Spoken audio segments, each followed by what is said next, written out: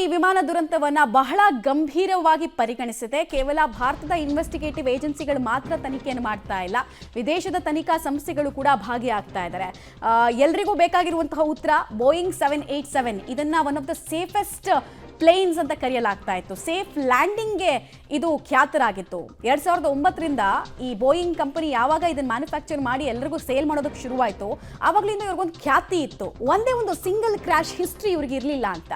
ಅಂತಹ ವಿಮಾನ ಹಿಂಗೆ ಇಷ್ಟು ದೊಡ್ಡ ಪ್ರಮಾಣದಲ್ಲಿ ಪ್ರಮಾದಕ್ಕೆ ಕಾರಣ ಆಗಿದ್ದು ಹೇಗೆ, ಕ್ರ್ಯಾಶ್ ಆಗಿದ್ದು ಹೇಗೆ ಅನ್ನೋ ಪ್ರಶ್ನೆಗೆ ಉತ್ತರವನ್ನು ಬಯಸಿ 5ಕ್ಕೂ ಹೆಚ್ಚು ತನಿಖಾ ತಂಡಗಳು ಇದರಲ್ಲಿ ತನಿಖೆಯನ್ನು ನಡೆಸ್ತಾ ಇದೆ. ಒಂದು ಬ್ಲ್ಯಾಕ್ ಬಾಕ್ಸ್ ಈಗಾಗಲೇ ರಿಕವರಿ ಆಗಿದೆ. 2ನೇ ಬ್ಲ್ಯಾಕ್ ಬಾಕ್ಸ್ಗೋಸ್ಕರ ಕೂಡ ಹುಡುಕಾಟವನ್ನು ಮಾಡ್ತಾ ಇದ್ದಾರೆ. ಬ್ಲ್ಯಾಕ್ ಬಾಕ್ಸ್ನಲ್ಲಿ ವಿಮಾನ ಪತನ ಆಗೋಕ್ಕೂ ಮುಂಚೆ ಎಷ್ಟು ಆಲ್ಟಿಟ್ಯೂಡ್ ಹೈಟ್ನಲ್ಲಿತ್ತು, ಏಕಾಏಕಿ ಕುಸ್ತಿದ್ದು ಹೇಗೆ, ಕೊನೆಯ ಕ್ಷಣದಲ್ಲಿ ಪೈಲಟ್ಗಳ ಸಂಭಾಷಣೆ ಹೇಗೆ ಎಲ್ಲ ಗೊತ್ತಾಗುತ್ತೆ. ಆಮೇಲೆ ಈಗ ನಾವು ತೋರಿಸ್ತಾ ಇದೀವಿ ನೋಡಿ ಡೀಟೇಲ್ಸು. AIB ಅಂತ ಏರ್ಕ್ರಾಫ್ಟ್ ಆಕ್ಸಿಡೆಂಟ್ ಇನ್ವೆಸ್ಟಿಗೇಟಿವ್ ಬ್ಯೂರೋ. ಈ ಬ್ಯೂರೋ ಸ್ಪೆಷಾಲಿಟಿ ಏನು ಅಂತ ಅಂದರೆ, ಯಾವುದಾದ್ರೂ ಏರೋಪ್ಲೇನ್ ಅಪಘಾತಕ್ಕೀಡಾದಾಗ ಅಪಘಾತಕ್ಕೆ ಮೇನ್ ಆಗಿ ಇಂಜಿನ್ ಪ್ರಾಬ್ಲಮ್ ಕಾರಣ ಅನ್ನೋದನ್ನ ಇವರು ತುಂಬ ಈಸಿಯಾಗಿ ಐಡೆಂಟಿಫೈ ಮಾಡ್ತಾರೆ. ಪ್ರಾಥಮಿಕ ಹಂತದಲ್ಲಿ ಐಡೆಂಟಿಫೈ ಮಾಡ್ತಾರೆ. ಅದಕ್ಕೆ ಸ್ಪೆಷಲೈಸೇಷನ್ ಅನ್ನು ಹೊಂದಿದ್ದಾರೆ ಇವರು. ಸೊ ದೇಶದಲ್ಲಿ ನಡೆಯುವಂತಹ ವಿಮಾನ ದುರಂತಗಳ ಅಧಿಕೃತ ತನಿಖಾ ಸಂಸ್ಥೆ ಕೂಡ ಇದೇ AIB ಆಗಿರೋದ್ರಿಂದ ಇವರು ತನಿಖೆಯ ಇನಿಷಿಯಲ್ ಡೀಟೇಲ್ಸ್ ಕೂಡ ಇಂಪಾರ್ಟೆಂಟ್ ಆಗುತ್ತೆ. ಒಂದು ಕಡೆಗೆ AIB ತನಿಖೆ, ಇನ್ನೊಂದು ಉನ್ನತ ಮಟ್ಟದ ಸಮಿತಿಯನ್ನು ಕೂಡ ರಚಿಸಲಾಗಿದೆ. ವಿವಿಧ ಕ್ಷೇತ್ರಗಳ ತಜ್ಞರನ್ನ ಒಳಗೊಂಡಂತಹ ಸಮಿತಿ ಒಂದು ಅಪಘಾತ ಆಗಿದ್ದು ಹೇಗೆ ಅಂತ ಇವರು ನೋಡ್ತಾರೆ.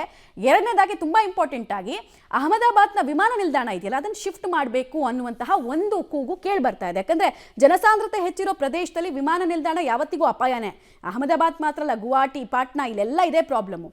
ಸೊ ಇದನ್ನೆಲ್ಲ ಇವು ಡಿಸೈಡ್ ಮಾಡೋದಕ್ಕೆ ಈ ಉನ್ನತ ಮಟ್ಟದ ಸಮಿತಿ ಕಾರ್ಯವನ್ನು ನಿರ್ವಹಿಸುತ್ತೆ.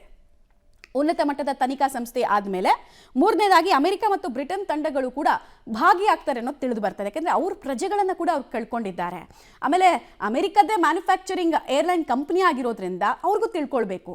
ಒಂದೇ ಒಂದು ಚಿಕ್ಕ ಕ್ರ್ಯಾಶ್ ಹಿಸ್ಟ್ರಿ ಇರಲಿಲ್ಲ, ಆಲ್ ಆಫ್ ಅ ಸಡನ್ ಹೆಂಗಾಯಿತು ಅಂತ ಬೋಯಿಂಗ್ನ ತಜ್ಞರು ಕೂಡ ಇದರಲ್ಲಿ ಇರ್ತಾರೆ ಅನ್ನೋದು ತಿಳಿದು ಬರ್ತಾ ಇದೆ. ಬ್ರಿಟನ್ ಆಲ್ಮೋಸ್ಟ್ 54 ಪ್ರಜೆಗಳನ್ನು ಕಳ್ಕೊಳ್ತು ಬ್ರಿಟನ್. ಹೀಗಾಗಿ ಅವರು ಕೂಡ ಈ ತನಿಖೆಯ ಭಾಗವಾಗ್ತಾರೆ. NIA ಭಾಳ ಜನಕ್ಕೆ ಅನ್ಸುತ್ತೆ ಯಾಕಪ್ಪ NIA ಎಂಟ್ರಿ ಕೊಟ್ಟಿದೆ ಅಂತ.